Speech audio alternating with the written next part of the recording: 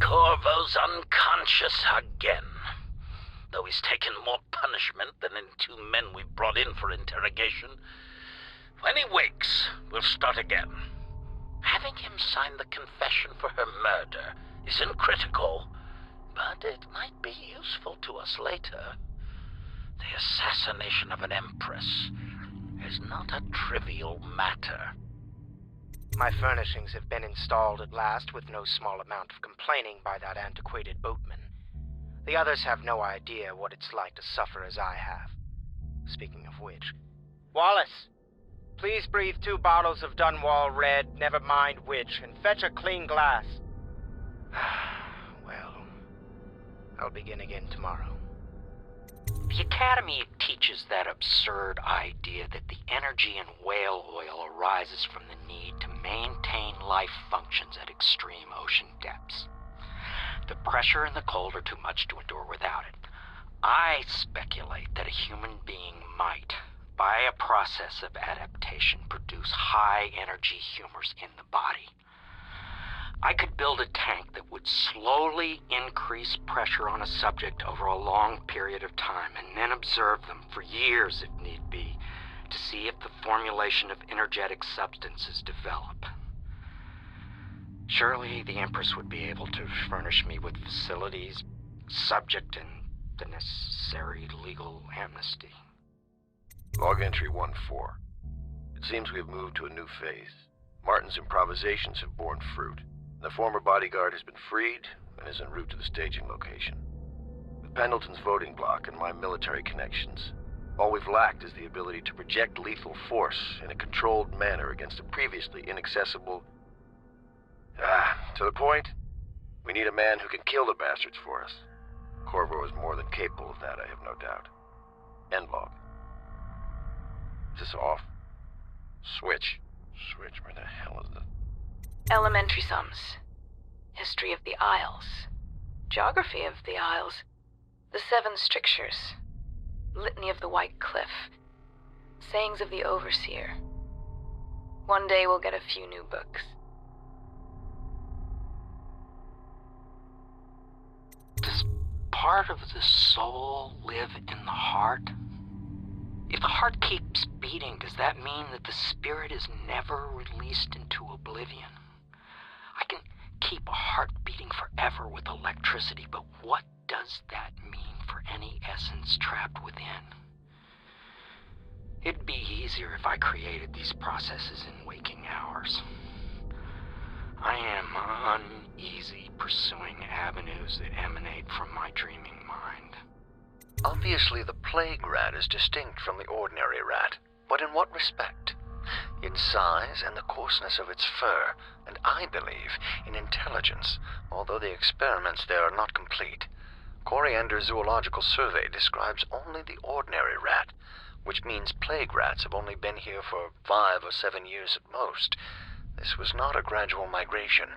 Could they have been introduced on purpose? Perhaps by a foreign power.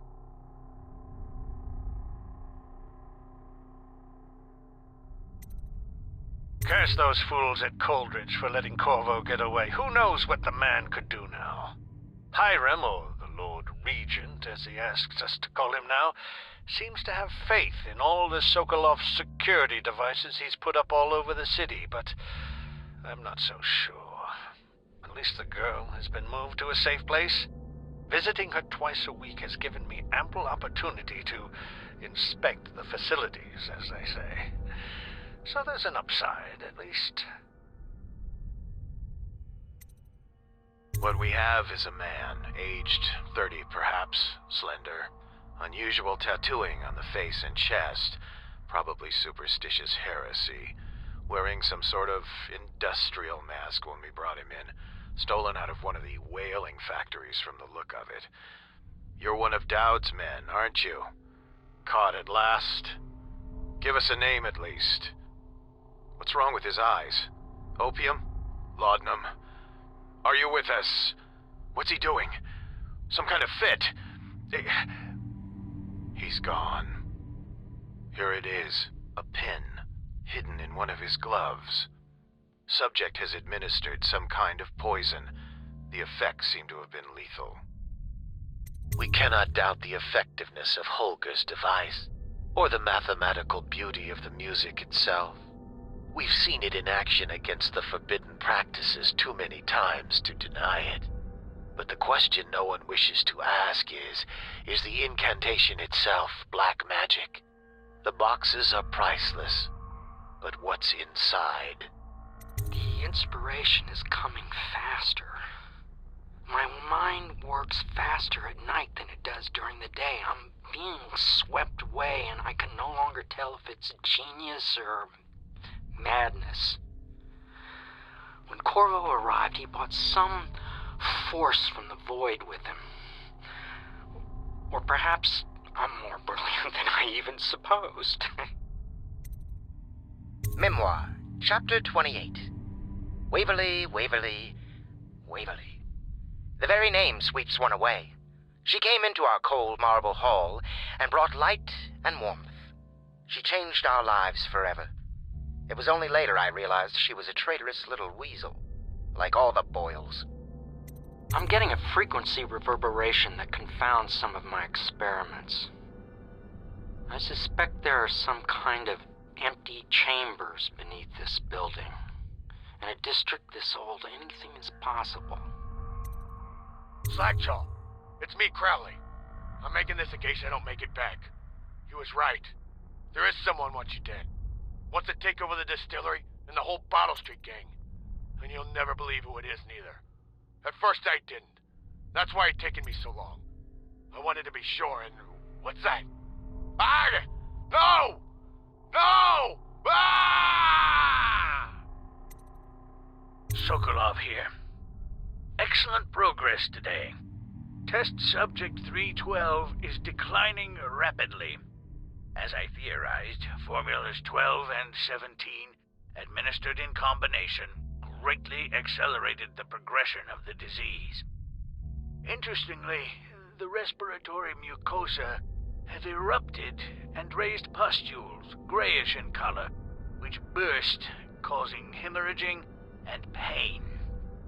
I now turn my hopes and energies to Formula 25, which, in conjunction with a high heat therapy, which came to me most vividly in a dream last night, has great potential, according to the latest celestial alignment.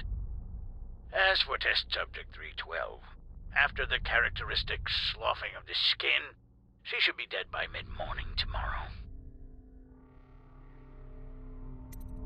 His logic is flawed, anyone can see that. And not an original idea to be heard. His notes are a mess if he even keeps them. How he got this far is anyone's guess. He says what they want to hear. Friend of the rich. That's his method. Sokolov's true genius is pampering the aristocracy. Fools. Lord Pendleton, Memoirs, Chapter 41, in which I bed 2 of the Boyle women and only missed the 3rd by virtue of some inclement weather.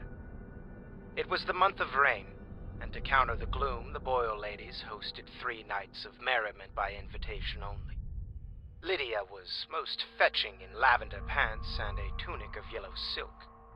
She was pleased with me from the moment I walked in the door, with my manservant bringing not 1 but 2 cases of effervescent wine from the south. In fact, I had come laden with gifts, such that all 3 Boyle women soon took notice, and they set out to make me more than welcome. We uncorked the wine right away, and as night fell, we... Wallace! Confound these interruptions. We're getting closer to reaching our goals, but our position is becoming more dangerous. You don't house and feed a half-dozen people without leaving telltale traces. Riverboats pass day and night, and the looters are going to start gathering once they're sure the plague has burned the place out. I conclude, if our enemies are not dead by the month of wind, we will be. There's a sadness in Emily, but she's strong, weathering the death of her mother just a half a year ago better than most grown men I've known. Once we take Dunwall Tower, I'll see that her life is better. I've always thought that I'd command the Navy in her name, but sometimes I wonder if I shouldn't just take the title Lord Regent and do it properly. Dear Uncle, it's been a while since I've heard from you. And with the way things are going, I can't be sure we'll see each other again. I just wanted to tell you I'm doing well, and I'm safe. For now. My job, caring for a young girl, is better than I expected, though she can be very trying. But I'm treated well.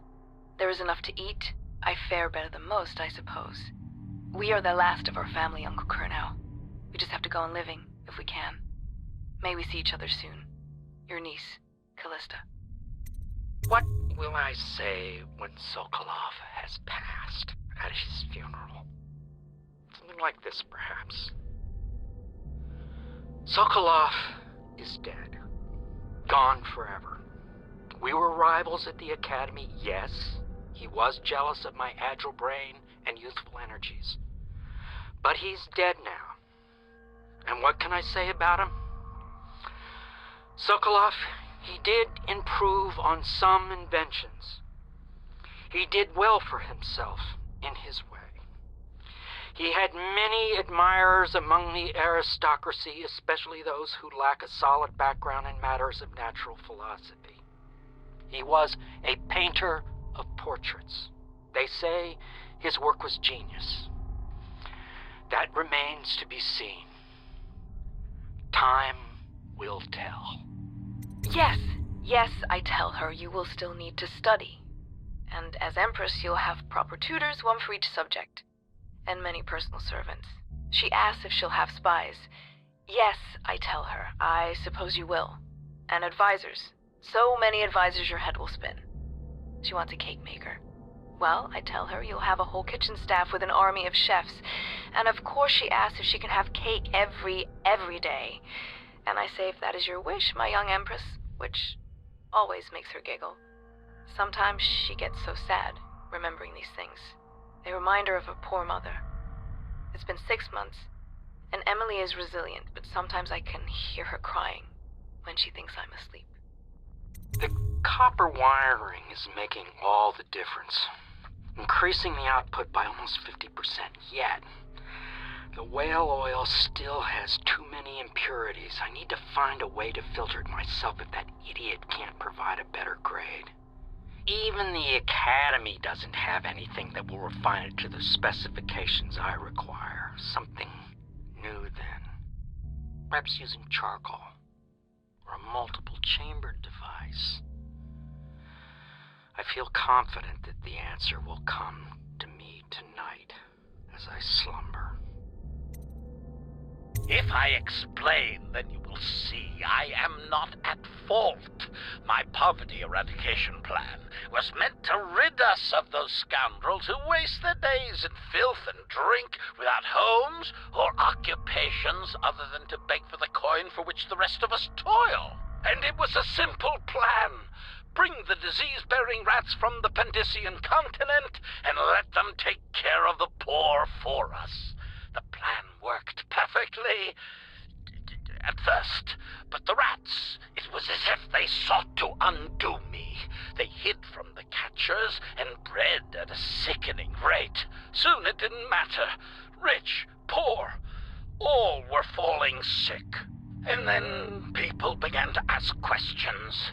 The Empress assigned me to investigate whether the rats had been imported by a foreign power.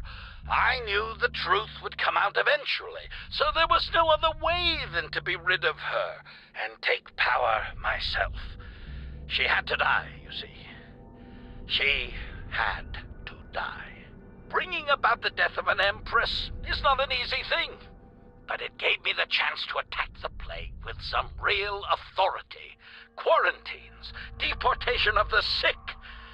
But there's always some idiot woman searching for her wretched lost babe, or some sniveling workman searching for his missing wife. And then quarantine is broken. But you can see how my plan should have worked, would have worked, if everyone had just followed orders. Emily, my daughter, I know that one day you'll be grown up, and I wonder what you'll remember of these years. Will you recall your time as a child with fondness? Or were there too many caretakers, formal dinners, and lessons about boring old history? maybe the precious hours we spent together will shine brighter. Time captured now and then with your mother and with Corvo, who was always close to my heart. I hope this season of rats and plague will be nothing more than a passing shadow on your early memories. A crisis come and past, weathered by your mother and her advisors. You'll sit on the throne someday, and will do well, I hope. It's a tricky life, full of responsibility and peril. It was not your choice to be the daughter of an empress, but I believe you'll rise to the challenge. Stay good-hearted, Emily. Keep drawing and telling stories, and only share your power with those you truly trust. I'm taking part in history here. Dunwall is on the verge of a new age, a better age. And this old sailor has had a role to play in it.